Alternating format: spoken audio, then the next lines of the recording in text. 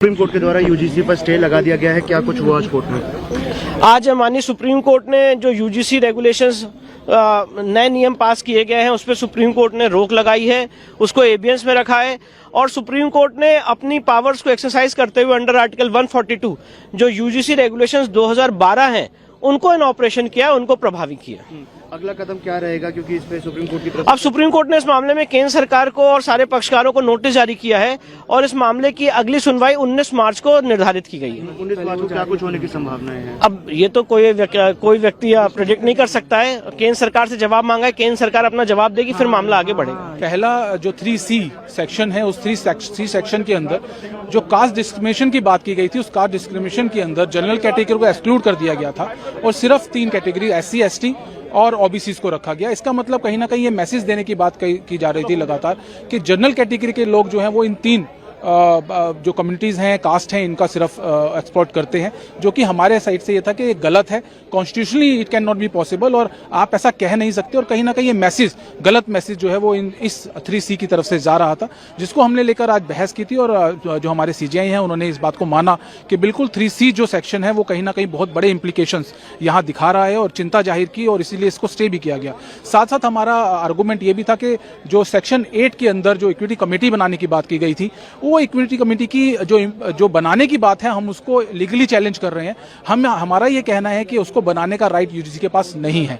वो कमेटी या तो यूजीसी सेंट्रल लेवल पे फ्रेम कर सकती है, नहीं तो कॉलेजेस के स्टेट लेवल के ऊपर वो कमेटी जो है फ्रेम नहीं की जा सकती। साथ साथ उसके अंदर जनरल कम्युनिटी का रिप्रेजेंटेशन को लेकर कोई भी बात नहीं कही गई थी, जो कि गलत है।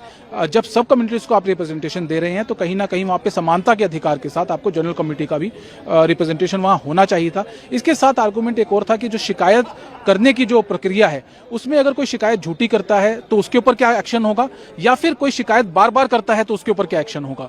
तो इस चीज को लेकर भी यहाँ आज बात की गई और CJI ने इस बात को माना कि बहुत सारे फॉल्स हैं यहाँ पे जिनको भरने की जरूरत है और इसी को लेकर एक सजेशन CJI की तरफ से आया। उन्होंने ये कहा है कि एक कमेटी यहाँ पे गठित की जाए, जिस कमेटी के अंदर जो लीगल एक्सपर्ट हों वो होने चाहिए, जो एकोमोडेशन हो वो होने चाहिए, जो सामाजिक कार्यकर्ता हैं जो इस सस्पेक्ट के बारे में नॉलेज रखते हैं वो होने चाहिए।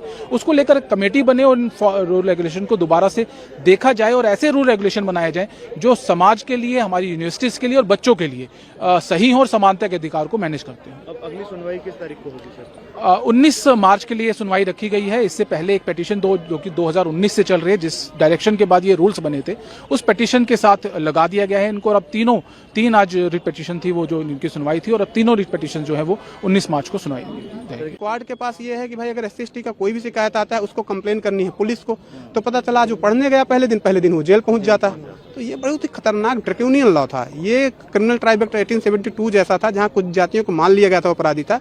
इस रेगुलेशन ने मान लिया था कि जनरल कैटेगरी के बच्चे अपराधी हैं। इसी के खिलाफ आज हम आए थे। ईश्वर की कृपा है, महात्मा गांधी के आशीर्वाद, हमने निकलते ही महात्मा गांधी जी से आशीर्वाद आज मांगा है। आज उनकी ही कृपा से सत्य की जीत हुई है। और सत्यम जी, अब अगली तारीख कब मिली है? अगली तारीख 19 मार्च की है। 19 मार्च की जी, ठीक है। केंद्र सरकार से जवाब मांगा गया? केंद्र सरकार से जवाब मांगा है। केंद्र सरकार को इशारा कर दिया गया है कि आप इसमें सलाह लीजिए, इसमें और विद्वानों से करिए, और ये नहीं चलेगा रेगुलेशन, और ये रेगुलेशन जाएगा। हमारी कोशिश है ये रेगुलेशन पूरा जाए। हम इसमें अमेंडमेंट से नहीं, ये पूरा रेगुलेशन जाए और ऐसा कानून बने जिसमें किसी भी प्रकार का किसी भी बच्चे को फाल्सली इम्प्लीकेट करने का कोई भी चांस स्कोप ना हो। अदरवाइज पॉलिटिकल पार्टी जो उनके प्रवक्ता बैठे हैं बच्चों को फंसाने के लिए, अब पर्टिकुलर देखिए, हम कास्टलेस सोसाइटी चाहते हैं। अगर आप अभी किसी यूनिवर्सिटी कैंपस, किसी हॉस्टल में चले जाएं, ठंडियों का सीजन चल रहा है, एक ही रजाई में जनरल और OBC का बच्चा बैठा हुआ मिल जाएगा आपको। आपने ऐसा बना दिया कि जैसे जी यूनिवर्सिटी डिवाइडेड है।